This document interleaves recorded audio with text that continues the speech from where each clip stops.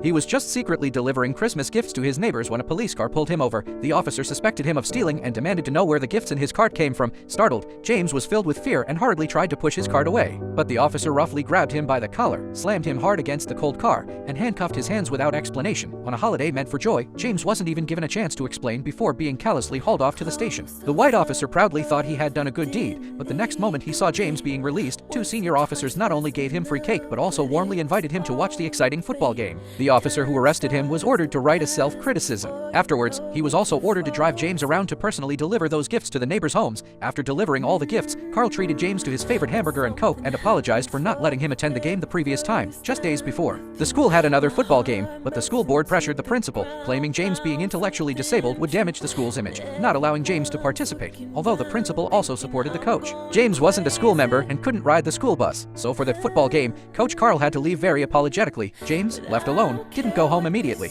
He turned on the radio, listened to the game commentary, and mimicked the plays in the rain. Staying in sync with the team, unfortunately, the team still lost the game, leaving James feeling incredibly sad. This time, the coach didn't leave him behind. He even had James lead the players onto the field wearing a uniform, but due to overexcitement, an elated James accidentally shouted out the team's plays. Unsurprisingly, their team lost the first half. At halftime, the players collectively sank into a low mood. The star player, Johnny, outright vented his frustration. However, James misunderstood him, picked up the football from the table, and handed it to Johnny. This scene made all the players present burst out laughing. Thoroughly amused, the players relaxed their mindset, and in the second half, they launched a full counterattack, each performing above their usual level, scoring repeatedly, and ultimately came from behind to win the game. After the game, Coach Carl gave James that meaningful game ball as a keepsake. This made Johnny, who felt his spotlight was stolen, harbor resentment beside them. With this year's schedule over, the team entered the off-season, and James could no longer hang out with the players, so he wandered the streets. Carl couldn't bear to see him revert to his old ways, so he applied to the school to bring James to classes, but the school board flatly rejected it. They wouldn't allow someone with an intellectual disability in class with the students. Left with no choice, Carl found another solution.